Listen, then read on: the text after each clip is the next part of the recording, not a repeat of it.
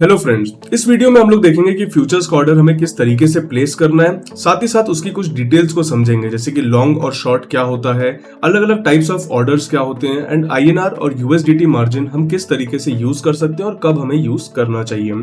सबसे पहले अगर आप फ्यूचर्स के अंदर ट्रेड करना चाहते हो तो CoinDCX ऐप के अंदर बॉटम में आपको फ्यूचर्स का टैब मिलेगा, वहां पे जाकर के आप फ्यूचर सेक्शन में चले जाएंगे। अब अगर वहां पर मैं देखता हूं तो सबसे पहले अगर मैं देखूं तो यहाँ पर मुझे आईएनआर मार्जिन का ऑप्शन टॉप पे मैंने सेलेक्ट किया हुआ है। अगर मुझे आईएनआर मार्जिन के अंदर ट्रेड करना है, यानी मुझे ट्रेड्स जो अपने लेने हैं वो आईएनआर को यूज करके लेने हैं या रुपीस के अंदर मुझे ट्रेड करना है, तो मैं आईएनआर मार्जिन के ऑप्शन को चूज करूंगा। अगर मुझे यूएसडीटी मार्जिन के अंदर ट्रेड लेना है, यानी मुझे अपने ट्रेड्स को यूएसडीटी के अंदर प्लेस करना है और यूएसडीटी के अंदर ट्रेडिंग करनी है, तो मैं यूएसडीटी मार्जिन को यहाँ पर चूज करूंगा।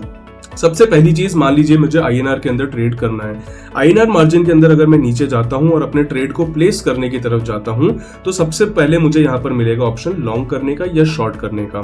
अब यहां पर सबसे पहले हम समझेंगे कि लॉन्ग और शॉर्ट क्या होता है। जब प्राइस लॉन्ग के अंदर ऊपर जाता है तो मुझे प्रॉफिट होता है, और जब प्राइस शॉर्ट के अंदर नीचे जाता है तो मुझे प्रॉफिट होगा। लॉन्ग के अंदर अगर प्राइस नीचे जाएगा तो मुझे लॉस होगा। तो बेसिकली अगर मैं किसी चीज को बाय करना चाहता हूं या मैं उसके ऊपर बुलिश हूं तो मैं लॉन्ग करूंगा। वहीं पर अगर मान लीजिए मैं बिटकॉइन के ऊपर बेयरिश हूं, मुझे लगता है बिटकॉइन गिरेगा, तो मैं शॉर्ट करने के लिए जाऊंगा, और वहां पर अगर प्राइस गिरता है तो मुझे वहां पर बेनिफिट होगा। तो ये डिफरेंस होता है लॉन्ग और शॉर्ट का।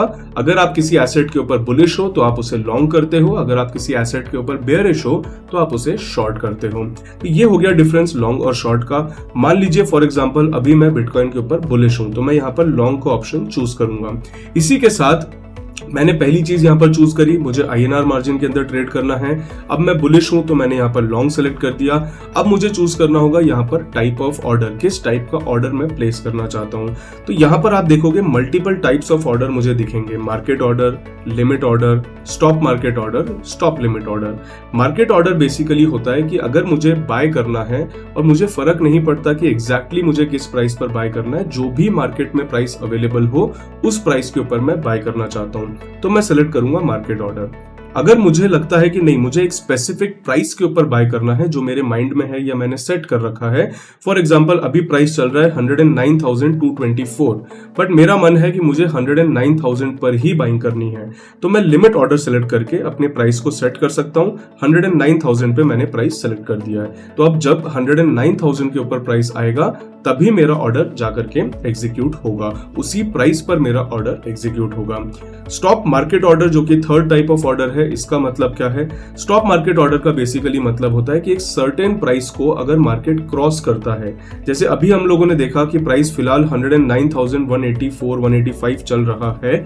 अगर मुझे लगता है कि एक बार अगर ये 109,300 के लेवल को क्रॉस करेगा तब मैं बाइंग करना चाहता हूं, तो मैं यहां पर अपना जो ट्रिगर प्राइस है वो 109,300 सेलेक्ट कर दूंगा, यहाँ पर एंटर कर दूंगा, एंड वहां पर मेरा बेसिकली जब भी प्राइस 109,300 को क्रॉस करेगा तो मेरा मार्केट ऑर्डर, यानी उस टाइम पर जो बेस्ट पॉसिबल प्राइस अवेलेबल, यानी उस टाइम पर जो बेस्ट पॉसिबल प्राइस अवेलेबल होगा 109,300 को क्रॉस करने के बाद, वो मुझे यहाँ पर मेरा ऑर्डर उस पर एग्जीक्यूट हो जाएगा।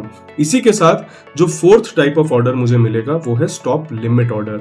स्टॉप लिमिट ऑर्डर में मैं ट्रिगर प्राइस और लिमिट प्राइस दोनों सेट कर सकता हूँ।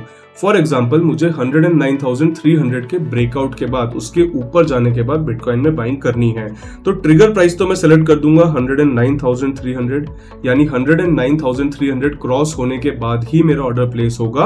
एंड मैं चाहता हूं कि 109,300 क्रॉस होने के बाद तो मैं बाय करूं, बट 109,400 से ज्यादा पे मैं बाय नहीं करना चाहता, तो मैं यहां पर अपने लिमिट प्राइस सेट कर दूंगा 109,400।